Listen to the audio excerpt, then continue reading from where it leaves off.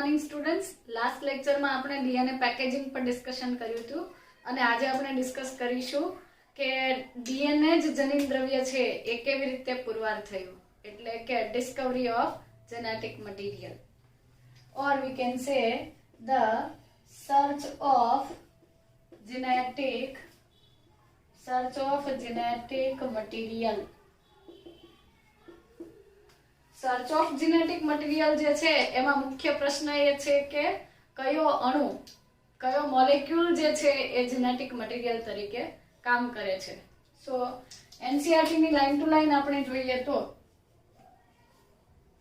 even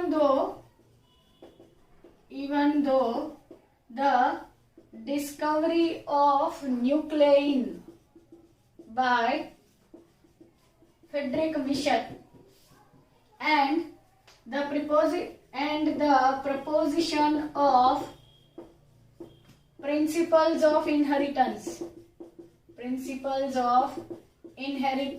by Gregor John Mendel were almost at the same time. मतलब કે Frederick મિશરે જે ન્યુક્લિયન નામનું મટીરિયલ ડિસ્કવર કર્યું, કોષના કોષ કેન્દ્રની અંદર કોઈ એસિડિક પદાર્થ છે, કોઈ એસિડિક સબસ્ટન્સ પ્રેઝન્ટ છે અને એને મિશરે નામ આપ્યું હતું ન્યુક્લિયન. પણ એ ન્યુક્લિયન કેવું છે એ એના વિશે જાણતા નહોતા. અને similarly proposition of principles of inheritance by Gregor John Mendel, મેન્ડલના પ્રિન્સિપલ્સ જે છે 1866 માં પબ્લિશ થયા હતા અને મિશર જે છે એને ન્યુક્લિયન જે છે, ન્યુક્લિક એસિડ જે છે એનું જે ડિસ્કવરી છે 1869 માં કરી હતી. તો ઓલમોસ્ટ બંને સેમ ટાઈમ પર જ હતા. એક 66 માં હતું, બીજું 69 માં હતું. છતાં પણ but that the DNA acts as genetic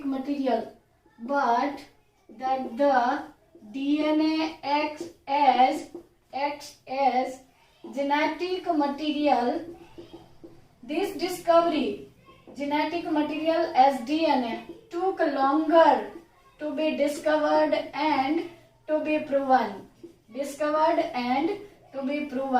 એટલે કે ભલે ને એ બંનેના એક્સપેરિમેન્ટ એક સાથે જ હતા, લગભગ સરખા જેવા સમયમાં જ હતા. ન્યુક્લિયન જે છે એની શોધ મિશર વડે થઈ અને આનુવંશિકતાના સિદ્ધાંતો કે જે ગ્રેગર જોન મેન્ડલ વડે આપવામાં આવ્યા હતા, આ બંને ઓલમોસ્ટ સેમ ટાઈમ પર જ હતા. એમ છતાં but the DNA act as genetic material took longer to be discovered and proven. એટલે કે ડીએનએ જનીન દ્રવ્ય તરીકે વર્તે છે એ બાબત પુરવાર થવામાં, શોધવામાં, સાબિત થવામાં ઘણો લાંબો ટાઈમ લાગી ગયો. અને આગળ આપણે ડિસ્કસ કરીએ તો by 1926 the question of mechanism of genetic characteristics, or we can say genetic inheritance, આનુવંશિકતા જે છે એની મિકેનિઝમ જે છે એટલે કે મિકેનિઝમ ઓફ જેનેટિક ઇનહેરિટન્સ, જનીનિક આનુવંશિકતા જે છે એ વિશેના પ્રશ્નો જે છે the question reached to the molecular level, એટલે કે આણ્વીય સ્તર પર પહોંચી ગયો. કે હવે બધાનો પ્રશ્ન એ હતો કે કોષની અંદરનો કયો અણુ જે છે, carbohydrate, protein, lipid, water, minerals કે પછી વિટામિન્સ, કોણ જે કયો અણુ, કયો મોલેક્યુલ જે છે એ જેનેટિક મટીરિયલ તરીકે વર્તે છે, એ બાબત એક પ્રશ્ન હતી. તમે કહેશો આ તો બહુ સિમ્પલ છે, ડીએનએ છે એ જ જનીન દ્રવ્ય છે, it acts as genetic material. But એ આપણને હાલમાં ખબર છે. જ્યારે 1926 માં હજુ તો ડીએનએ નું જે અણુ મોડેલ હતું એટલે કે ડબલ હેલિકલ સ્ટ્રક્ચર હતું એ તો 1953 માં પછીથી આવ્યું. આ ટાઈમે ક્વેશ્ચન હતું કે કયો મોલેક્યુલ જેનેટિક ઇનહેરિટન્સ માટે અથવા આનુવંશિકતા માટે જવાબદાર છે. તો પ્રશ્ન 1926 સુધી પહોંચી ગયો હતો અને એની સાથે કેટલાક સાયન્ટિસ્ટની પ્રીવિયસ ડિસ્કવરી પણ આપણને હેલ્પફુલ થઈ. જેમ કે previous discoveries of various scientist include Gregor John Mendel, Walter Sutton and Thomas Hunt Morgan had narrowed the search of genetic material into the presence of chromosomes inside the nucleus of a given cell.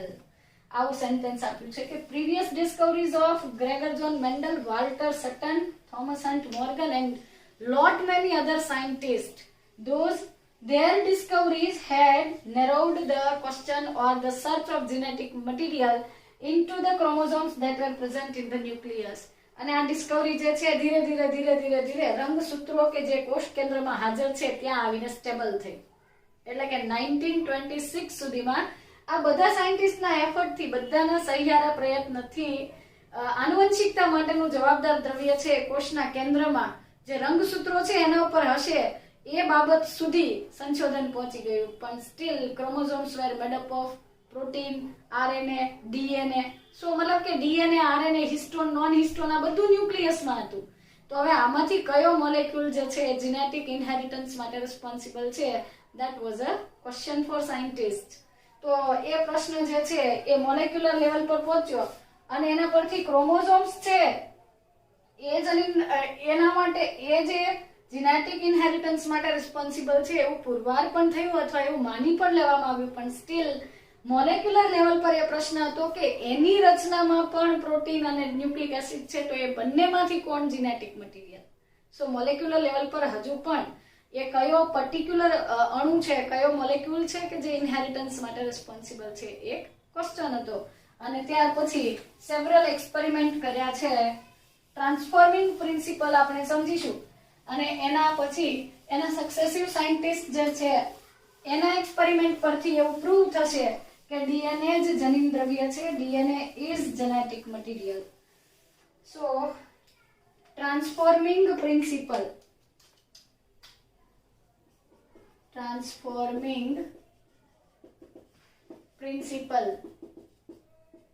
Transforming principal એટલે કે રૂપાંતરણનો સિદ્ધાંત. રૂપાંતરણ પામવું એટલે શું અથવા રૂપાંતરિત થવું એટલે શું? તો આ રૂપાંતરણનો સિદ્ધાંત અથવા ટ્રાન્સફોર્મિંગ પ્રિન્સિપલ જે છે it was given by the scientist Frederick Griffith. Griffith નામના વૈજ્ઞાનિકે સ્ટ્રેપ્ટોકોકસ ન્યુમોની મતલબ કે જે ન્યુમોનિયા માટેના રિસ્પોન્સિબલ બેક્ટેરિયા હતા એના પરથી ઘણા બધા એક્સપેરિમેન્ટ પરથી એમણે પ્રૂવ કર્યું કે ટ્રાન્સફોર્મેશનની પ્રોસેસ એવી છે કે જેનાથી જેનેટિક મટીરિયલ એક ઓર્ગેનિઝમમાંથી બીજા ઓર્ગેનિઝમમાં જાય અને એની અંદર ફિઝિકલ ચેન્જીસ દેખાય છે. હવે એમણે જસ્ટ સજેસ્ટ કર્યું કે કયું મટીરિયલ હોઈ શકે, બટ એ શ્યોર નહોતા કે ડીએનએ જ જનીન દ્રવ્ય છે. તો ચાલો સમજીએ ફ્રેડરિક ગ્રિફિથના experiment. In 1928 Frederick Griffith carried out series of experiments. मतलब કે બહુ બધા એક્સપેરિમેન્ટ કર્યા એમણે. શેના પર એક્સપેરિમેન્ટ કર્યા હતા? ફ્રેડરિક ગ્રિફિથે એક્સપેરિમેન્ટ કર્યા ઓન ન્યુમોકોકસ બેક્ટેરિયા. ન્યુમોકોકસ બે વર્ડ્સનું મિશ્રણ છે. ન્યુમોનિયા માટેના રિસ્પોન્સિબલ કોકસ બેક્ટેરિયા એટલે કે ગોળાણુઓ જે છે, ગોળ આકાર હતો એટલે. ખરેખર એનું નામ છે સ્ટ્રેપ્ટોકોકસ ન્યુમોની. સ્ટ્રેપ્ટોકોકસ ન્યુમોની બેક્ટેરિયા જે છે મનુષ્યની અંદર ન્યુમોનિયાની બીમારી ફેલાવે છે. આ બેક્ટેરિયા પરના સેવરલ એક્સપેરિમેન્ટ્સ કર્યા હતા ફ્રેડરિક મિશેરે. અને મિશેરે પોતાના એક્સપેરિમેન્ટ ડ્યુરેશનમાં ઘણું બધું ઓબ્ઝર્વેશન કર્યું. એમનું બેઝિક જે ઓબ્ઝર્વેશન હતું કે Streptococcus pneumoniae bacteria when grown in a culture plate. Culture plate એટલે શું? સંવર્ધન માધ્યમની અંદર આપવામાં આવતો જ ખોરાક. મતલબ કે પેટ્રી ડીશ હોય, કાચની ગોળ એક પેટ્રી ડીશ લઈ લઈએ આપણે, એની ઉપર અગર અગર જેલ અને અધર જે ન્યુટ્રિટિવ મટીરિયલ્સ છે એડ કરીએ તો એ થઈ ગઈ આપણી culture plate. So Streptococcus pneumoniae bacteria when grown in culture plate, જ્યારે કલ્ચર પ્લેટની અંદર અથવા કલ્ચર પ્લેટની ઉપર આ બેક્ટેરિયાની આપણે વૃદ્ધિ પ્રેરીએ છીએ ત્યારે એની અંદર બે ટાઈપની કેટેગરીઝ અથવા બે ટાઈપની સ્ટ્રેન્સ મળે છે, કોલોનીઝ મળે છે. એવું એમણે ઓબ્ઝર્વ કર્યું કે સ્ટ્રેપ્ટોકોકસ ન્યુમોની બેક્ટેરિયા જે છે એમાંથી કેટલાક બેક્ટેરિયા એવા છે કે જેને સંવર્ધન માધ્યમમાં મૂકવાથી they will produce a smooth shiny colonies. Smooth shiny colony એટલે શું? લીસી અને ચળકાટ ધરાવતી એક વસાહત બનાવે છે જે બ્યુટીફુલ અપિયરન્સ હતો.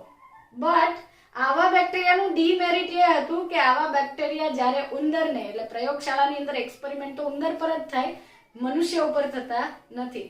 સો સ્મૂથ શાઇની કોલોની જે છે એ ક્રિએટ કરતા હતા અને એના માટે ગ્રિફિથે વર્ડ યુઝ કર્યો તો સ્મૂથ પરથી એસ સ્ટ્રેઇન ઓફ, સ્ટ્રેઇન એટલે શું, તમે કોઈ જીનસ અને સ્પીસીસ લખો એના પછી આગળ એની જાત, એટલે કે આ સ્ટ્રેપ્ટોકોકસ જીનસ છે અને ન્યુમોની જે છે એની સ્પીસીસ છે, આ એનું સાયન્ટિફિક નેમ છે.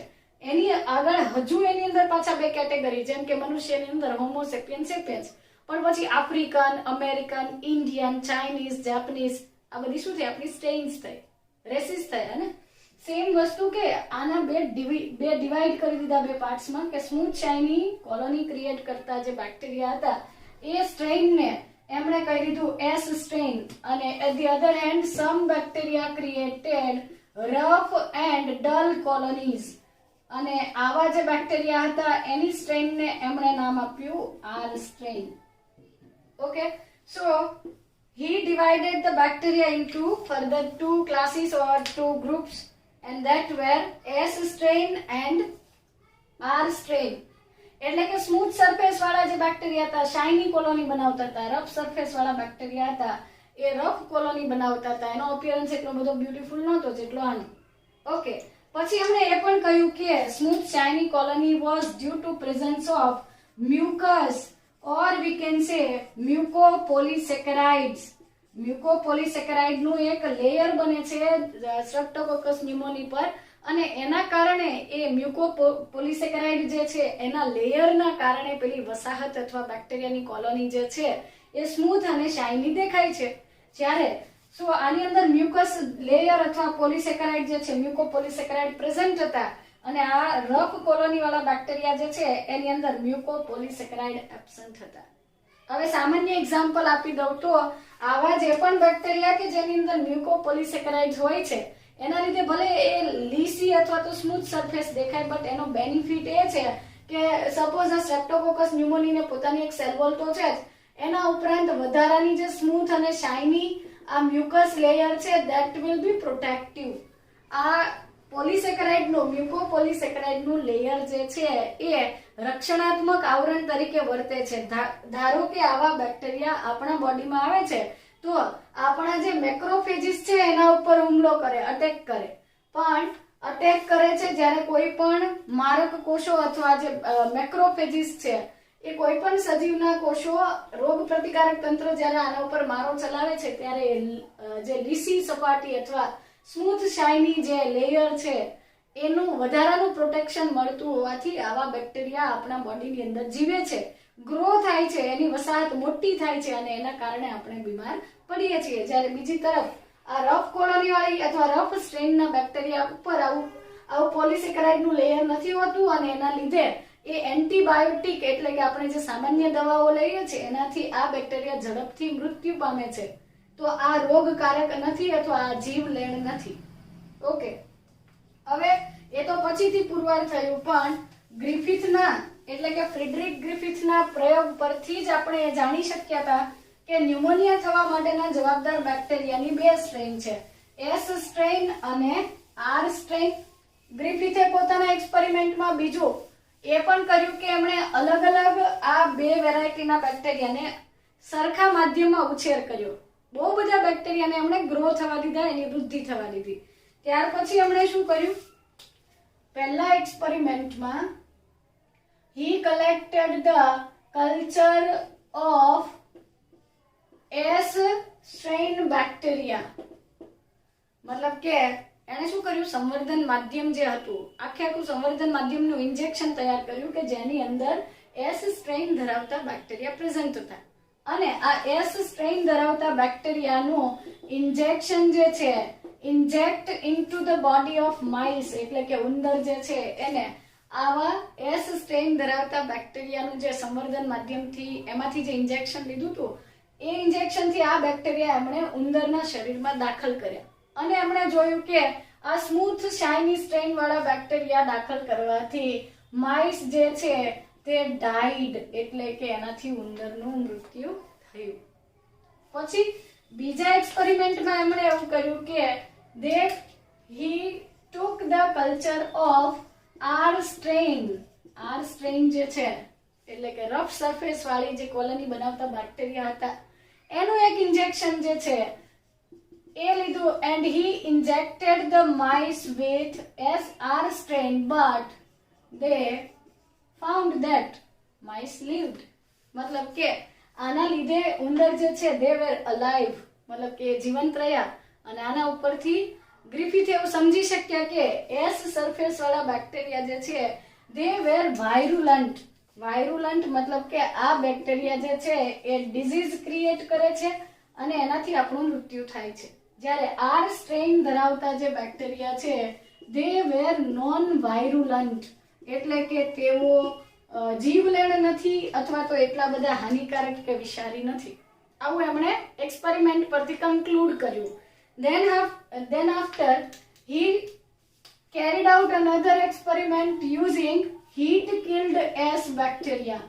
He used heat killed S strain of bacteria, એટલે કે ગરમીથી એમણે શું કર્યું, ઉકાળીને જે પેલા વિષારી અથવા તો વાયરુલન્ટ બેક્ટેરિયાની જે સ્ટ્રેન હતી એને ગરમીથી એને શું કરી, નિષ્ક્રિય બનાવી અથવા એને મૃત કરી દીધા. તો ગરમીથી મૃત કરેલા જે બેક્ટેરિયા હતા, ગરમીથી મૃત બેક્ટેરિયા જે છે એની એસ સ્ટ્રેન એટલે કે લીસી સપાટી ધરાવતા ગરમીથી મૃત કરેલા બેક્ટેરિયાનું એક ઇન્જેક્શન જે છે એ ઇન્જેક્શન જે છે એમણે માઇસને આપ્યું એન્ડ માઇસ વેર અલાઇવ, એટલે કે એ ઇન્જેક્શન આપવાથી ઉંદર જીવંત રહ્યા. સો આના પરથી પુરવાર શું થઈ કે જ્યારે તમે જીવંત સ્થિતિમાં એટલે કે લિવિંગ એસ સ્ટ્રેનના બેક્ટેરિયા કોઈ ઉંદરના બોડીમાં ઇન્જેક્ટ કરો છો એ ટાઈમે ઉંદરનું ડેથ થાય છે અને હીટ કિલ એટલે કે તમે ડાઈડ મતલબ કે મરેલા બેક્ટેરિયા જે છે ગરમીના લીધે મરી ગયેલા બેક્ટેરિયા તમે જો ઉંદરના શરીરમાં નાખો છો તો ઉંદરને એનાથી કોઈ નુકસાન થતું નથી કે ન્યુમોનિયા થતો નથી અને એનું ડેથ નથી થતું. આના પરથી એવું સમજી શક્યા કે આર સ્ટ્રેન જે છે એ વાયરુલન્ટ નથી એટલે કે જીવલેણ અથવા હાનિકારક નથી અને એસ સ્ટ્રેન જે છે જીવલેણ છે પણ ક્યારે જીવંત સ્થિતિમાં એ જીવલેણ બને છે અને એને તમે હીટ કિલ કરો છો તો એ જીવલેણ બનતી નથી. Okay, fourth and very important experiment he did was he took the mixture of heat killed S strain bacteria and along with living R strain of Streptococcus pneumoniae. આ ચોથા એક્સપેરિમેન્ટમાં ગ્રિફિથે શું કર્યું કે હીટ કિલ્ડ એસ સ્ટ્રેન એટલે કે ગરમીથી મારેલા S bacteria અને જીવંત જે આર સ્ટ્રેન હતી એ બંનેનું મિશ્રણ લીધું અને ત્યાર પછી જે છે એનું ઇન્જેક્શન જે છે he injected the mice with the mixture of heat killed S strain and living R strain. તો રિઝલ્ટ શું આપણે એવું અઝ્યુમ કરીએ, ધારીએ એક્સપેક્ટેડ રિઝલ્ટ શું હતું કે heat killed S strain virulent છે અને આ વાયરુલન્ટ છે પરંતુ એ તો હીટ કિલ છે એટલે કે એ તો મૃત્યુ પામેલા છે અને લિવિંગ આર સ્ટ્રેન જે છે એ નોન વાયરુલન્ટ છે બટ એ કેવા છે, જીવંત છે. સો આનાથી પણ નુકસાન ન થવું જોઈએ, આનાથી પણ ન થવું જોઈએ. That's why the mice were injected and the expected result was that the mice should be in living state. આ ઇન્જેક્શન આપવાથી ગ્રિફિથે એવું એક્સપેક્ટ કર્યું હતું કે આના મિક્સચરથી જો ઉંદર જે છે એ જીવંત રહેવા જોઈએ પણ the observation was quite different. એમને જે ઓબ્ઝર્વેશન મળ્યું એ શું હતું કે ઉંદર જે છે એનું મૃત્યુ થયું અને that was the shocking news. એના ઉપરથી ગ્રિફિથ જે છે એ એમને એવું આશ્ચર્ય થયું કે આવું કેમ થતું હશે કે હીટ કિલ એસ સ્ટ્રેન છે એ તો ઓલરેડી એ નિષ્ક્રિય છે અને લિવિંગ જે આર સ્ટ્રેન છે એ લિવિંગ છે બટ એ તો ઓલરેડી નોન વાયરુલન્ટ છે. તો બંનેના લીધે ઉંદરનું મૃત્યુ થવાની કોઈ પ્રોબેબિલિટી હતી જ નહીં, છતાં પણ એમને એવું રિઝલ્ટ મળ્યું અને ત્યાર પછી એમણે આવા સેવરલ એક્સપેરિમેન્ટ કર્યા, દરેક વખતે એમને આ જ રિઝલ્ટ મળ્યું અને ગ્રિફિથે એવું કન્ક્લુડ કર્યું કે કંઈક તો એવું છે કે જે કોઈક પદાર્થ એવો છે કે જે આ આર સ્ટ્રેનના બેક્ટેરિયા જે છે તેને એસ સ્ટ્રેનમાં કન્વર્ટ કરે છે. એટલે કે something is transferred from smooth surface bacteria. So he concluded that conclusion આપ્યું ગ્રિફિથે. He concluded that something is responsible for transforming the R strain bacteria into virulent strain, and even this will enables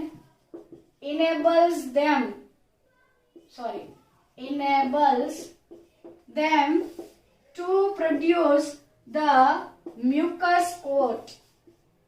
એમણે એ પણ કહ્યું કે R strain bacteria જે છે એટલે કે આ એસ સ્ટ્રેઇન હીટ કિલ જે એસ સ્ટ્રેઇન છે, something is responsible for transforming the R strain bacteria into virulent strain and which enables them to produce the mucus coat.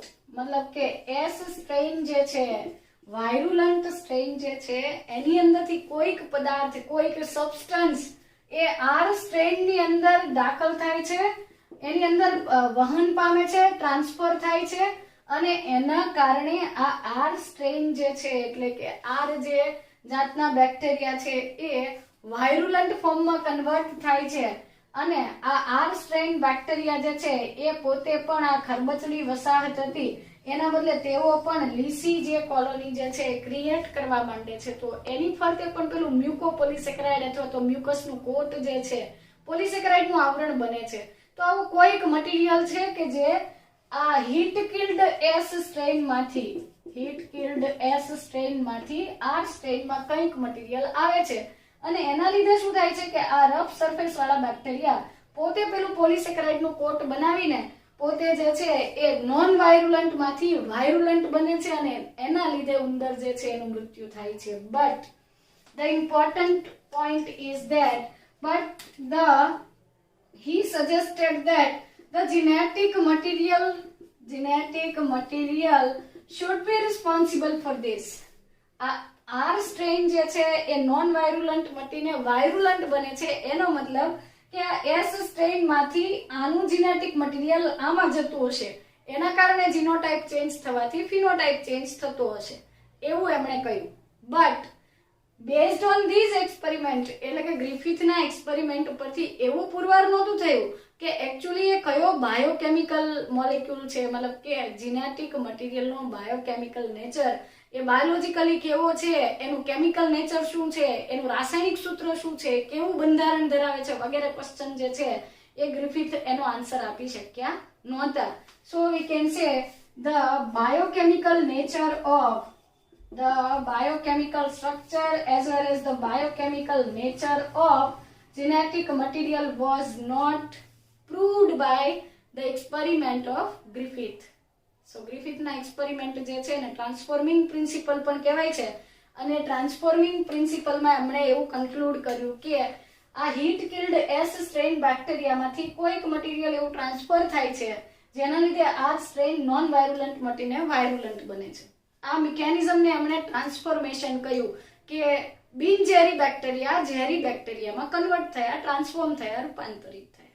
પણ રૂપાંતરણ માટે જનીન દ્રવ્યની હેરફેર જવાબદાર હશે એવું એને ઇન શોર્ટ કીધું. But he could not suggest the biochemical nature or structure of the genetic material, એટલે કયો અણુ જવાબદાર છે એવું એક્ઝેક્ટલી એ કહી શક્યા નહોતા. અને ફર્ધર આની જે ડિસ્કવરી છે એને બાયોકેમિકલ સપોર્ટ આપ્યો છે 3 લેડી સાયન્ટિસ્ટે જેમણે એક્સપેરિમેન્ટ કર્યા હતા 1933 થી 1944 સુધી, અને એમણે એવું પુરવાર કર્યું કે આ ટ્રાન્સફર થતું મટીરિયલ ડીએનએ જ છે અને ડીએનએ જ જનીન દ્રવ્ય તરીકે વર્તે છે. આમ છતાં કેટલાક લોકોએ અપોઝ કર્યો અને એ રીઝનથી એમની વાત જે છે એ વાઇડલી એક્સેપ્ટેડ નહોતી. તો ચાલો જે 3 લેડી સાયન્ટિસ્ટ હતા એમણે biochemical nature of genetic material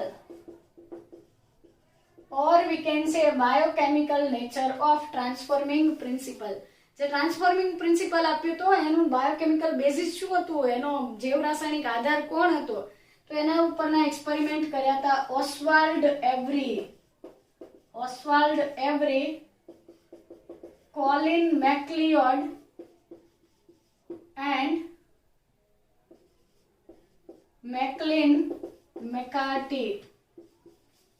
આ 3 લેડી સાયન્ટિસ્ટ છે. ઓસ્વાલ્ડ એવરી, મેક્લિયોડ, મેકાર્ટી. ઓસ્વાલ્ડ એવરી, કોલિન મેક્લિયોડ અને મેક્લિન મેકાર્ટી નામના 3 લેડી સાયન્ટિસ્ટ છે. 1933 થી 1944 સુધી સેવરલ યર્સ સુધી સેમ પ્રેક્ટિકલ રન કર્યા, એક્સપેરિમેન્ટ્સ જે છે રિપીટ કર્યા. કયા એક્સપેરિમેન્ટ? જે ગ્રિફિથના એક્સપેરિમેન્ટ હતા એ એક્સપેરિમેન્ટ્સ એમણે સેવરલ ટાઈમ્સ શું કર્યા? રિપીટ કર્યા. They repeated the experiment of Griffith. ગ્રિફિથે જે સ્ટ્રેપ્ટોકોકસ ન્યુમોની એટલે કે ન્યુમોકોકસ બેક્ટેરિયા પરના જે એક્સપેરિમેન્ટ કર્યા હતા એ જ એક્સપેરિમેન્ટ એવરી, મેકાર્ટી અને મેક્લિઓઇડ દ્વારા કરવામાં આવ્યા હતા. એમણે એવું પણ આઇસોલેશન કર્યું. આ 3 લેડી સાયન્ટિસ્ટ જે છે એમણે વધારે ઊંડાણપૂર્વક અભ્યાસ કર્યો અને જે ઉંદર હતા એમણે પહેલો એક્સપેરિમેન્ટ જે છે એની અંદર શું કર્યું કે S strain, heat kill S strain જે હતી એ હીટ કિલ્ડ એસ સ્ટ્રેન અને લિવિંગ આર સ્ટ્રેન જે છે, લિવિંગ આર સ્ટ્રેન, આ બંનેનું મિશ્રણ લીધું જેવું ગ્રિફિથે લીધું હતું અને એનું ઇન્જેક્શન જે છે ઉંદરને આપતા ઉંદરનું ડેફિનેટલી મૃત્યુ થવાનું જ હતું. એ તો ગ્રિફિથના એક્સપેરિમેન્ટ પરથી એક્સપેક્ટેડ તો હતું જ. હવે આ જે ડેડ માઇસ હતા, મતલબ કે ઉંદરના જે ડેડ બોડીઝ હતા એનું એમણે વિસ્તારથી અભ્યાસ કર્યો. કોણે? એવરી, મેકાર્ટી, મેક્લિઓઇડે. એમણે જે આ મિક્સચર એસ સ્ટ્રેન અને આર સ્ટ્રેનના મિક્સચરથી મૃત બનેલા અથવા મૃત્યુ પામેલા જે ઉંદર હતા એના ઇન્ટરનલ ઓર્ગન્સ જે છે લીવર, કિડની વગેરે, આંતરડું, આ બધા અંગોની અને ખાસ કરીને લંગ્સ એટલે કે રેસ્પિરેટરી સિસ્ટમ જે છે, શ્વસન તંત્ર જે છે એના વિવિધ અંગોનો એમણે અભ્યાસ કર્યો. એના ઉપરથી એમણે જોયું કે આ મરેલા ઉંદર ભલે મૃત્યુ પામ્યા છે અને એની અંદર લિવિંગ એસ સ્ટ્રેન બેક્ટેરિયા જે છે they were present. મેકાર્ટી, મેક્લિયોડ અને એવરીએ એવું કહ્યું કે આ જે મિક્સચર આપવાથી ઉંદરનું મૃત્યુ થાય છે એનું તમે એનાલિસિસ કરો, એના ઉપર તમે અભ્યાસ કરો, ફોકસ કરો તો એની અંદર લિવિંગ એસ સ્ટ્રેન છે, મતલબ કે બેક્ટેરિયા જે છે એસ સ્ટ્રેન બેક્ટેરિયા તો એની અંદર જીવંત સ્થિતિમાં છે. અને ત્યાર પછી એમણે એ પુરવાર કર્યું કે આવું થવા માટે ડીએનએ જ રિસ્પોન્સિબલ હશે અથવા ડીએનએ જ રિસ્પોન્સિબલ છે. તો એ એમણે કેવી રીતે સાબિત કર્યું એ સમજીએ. એવરી, મેકાર્ટી અને મેક્લિઓઇડના એક્સપેરિમેન્ટ જે છે એમાં એમણે એવું કર્યું કે એક કલ્ચર મીડિયમની અંદર મિક્સચર લીધું છે. આ હું બ્લેક કલરથી ડિનોટ કરું છું, એ આર સ્ટ્રેન છે અને આર સ્ટ્રેનની સાથે એમણે આ રેડ કલરનો જે પાર્ટ છે એ હીટ કિલ્ડ એસ સ્ટ્રેન લીધી છે.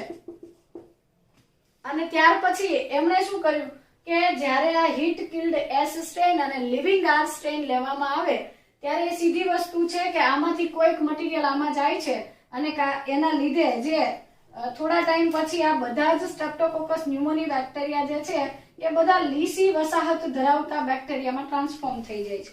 એટલે ટ્રાન્સફોર્મેશનનો પ્રિન્સિપલ જે ગ્રિફિથે આપ્યો એ તો સાચો છે, એ એમણે ચેક કરી લીધું ને ત્યાર પછી એમણે બહુ ઇન્ટરેસ્ટિંગ એક્સપેરિમેન્ટ કર્યો કે એમણે આ એસ સ્ટ્રેન બેક્ટેરિયામાંથી ડીએનએ, પ્રોટીન અને આરએનએ આ ત્રણે બાયોમોલેક્યુલ્સ જે છે ને સેપરેટ કર્યા.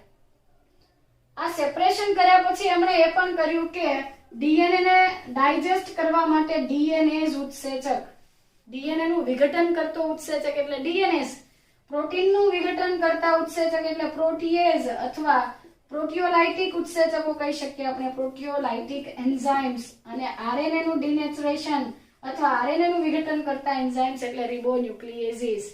આ ઉત્સેચકોનું એમણે અલગીકરણ કર્યું, સેપરેટલી એને ડીએનએ, આરએનએ અને પ્રોટીન જે છે એને અલગ કર્યા. હવે આગળના એક્સપેરિમેન્ટમાં એમણે શું કર્યું કે આવી રીતે મિક્સચર આપવામાં આવે, કોનું? એસ સ્ટ્રેન કે જે હીટ કિલ્ડ હતી, હીટ કિલ્ડ એસ સ્ટ્રેન અને લિવિંગ આર સ્ટ્રેન બેક્ટેરિયાનું આપણે મિશ્રણ લઈએ અથવા મિક્સચર લઈએ અને એ મિક્સચરની અંદર ધારો કે તમે આરએનએઝ નામનો ઉત્સેચક નાખો છો. આરએનએઝ ઉત્સેચક નાખશો તો શું થશે પેલા જે, અથવા તમે એવું કરો કે પેલા સેપરેટલી આ એક એક્સપેરિમેન્ટની અંદર તમે આ શું કહેવાય આર સ્ટ્રેન લીધી છે અને બીજું એક મિક્સચર એવું છે કે જેની અંદર તમે સ્મૂથ સ્ટ્રેન એટલે કે એસ સ્ટ્રેન લીધી છે. હવે આની અંદર હું શું કરું છું, આરએનએઝ નામનો ઉત્સેચક નાખું છું. તો આરએનએઝ ઉત્સેચક નાખવાથી શું થશે, આ બેક્ટેરિયાની અંદરનો આરએનએ વિઘટન પામે છે અને ત્યાર પછી ફરી પાછું આર અને એસ નું મિક્સચર કરવામાં આવે તો પણ ટ્રાન્સફોર્મેશન તો થાય જ છે. So transformation is not affected by addition of RNase. RNase ઉત્સેચક ઉમેરવાથી રૂપાંતરણની પ્રક્રિયાને કોઈ ફરક પડતો નથી. પછી આપણે બીજો એક્સપેરિમેન્ટ એ કર્યો કે આરએનએઝ ઉત્સેચકના બદલે આ એસ સ્ટ્રેન વાળા બેક્ટેરિયા ઉપર એમણે પ્રોટીઓલાઇટિક ઉત્સેચકો નાખ્યા, એટલે કે પ્રોટીનનું વિઘટન કરતા ઉત્સેચકો. હવે પ્રોટીનનું વિઘટન થઈ જશે તો આ સ્ટ્રેનની અંદર કોણ બાકી રહ્યું, આરએનએ અને ડીએનએ બે જીવંત રહેતા હશે અથવા સક્રિય રહેતા હશે. અને ત્યાર પછી એમણે જોયું, આ બંનેનું મિશ્રણ કર્યું તો એમણે એ ચેક કર્યું કે હા, જ્યારે પ્રોટીનનું વિઘટન કરી દેવામાં આવે ત્યારે બેક્ટેરિયામાં આરએનએ અને ડીએનએ બે તો એઝ ઇટ ઇઝ રહે છે અને આ બે માંથી કોઈ એક અણુ જે છે એના લીધે મતલબ કે પ્રોટીઓલાઇટિક ઉત્સેચક ઉમેરવાથી પણ ટ્રાન્સફોર્મેશનની પ્રોસેસ જે છે એમાં કોઈ ડિસ્ટર્બન્સ થતો નથી. It will remain as it is. So protein is not responsible for the transformation. જો પ્રોટીન તો અગર પ્રોટીન ટ્રાન્સફોર્મેશન માટે મતલબ કે હીટ કિલ્ડ બેક્ટેરિયામાંથી પ્રોટીન આર સ્ટ્રેનમાં આવતું છે ને એના લીધે એ વાયરુલન્ટ બનતા હશે એવું રિસ્પોન્સિબલ હોય તો આ પ્રોટીઓલાઇટિક ઉત્સેચકોથી એને પ્રોટીન તો એનો નાશ કરી દીધો હતો, છતાં પણ આ વાયરુલન્ટ બેક્ટેરિયામાંથી આર સ્ટ્રેન બેક્ટેરિયા સાથેનું મિશ્રણ કરવાથી આર સ્ટ્રેન જે છે વાયરુલન્ટ એટલે કે વિષારી બને છે, ઝેરી વસાહત બનાવે છે. સો 3 એક્સપેરિમેન્ટ કર્યા, એકમાં એમણે આરએનએઝ નાખ્યો અને રિઝલ્ટ જોયું તો પણ પ્રોસેસ તો થતી જ હતી, એટલે કે આર સ્ટ્રેન જે છે એસ સ્ટ્રેનમાં કન્વર્ટ તો થતી જ હતી. બીજા એક્સપેરિમેન્ટમાં એને પ્રોટીઓલાઇટિક ઉત્સેચકો નાખ્યા અને એમણે જોયું કે એ ટાઈમે પણ ટ્રાન્સફોર્મેશનની પ્રોસેસ એટલે કે નોન વાયરુલન્ટ જે છે વાયરુલન્ટમાં કન્વર્ટ કરવાની મિકેનિઝમ થતી હતી સ્ટીલ. અને લાસ્ટમાં એમણે ડીએનએઝ ઉત્સેચક નાખ્યા.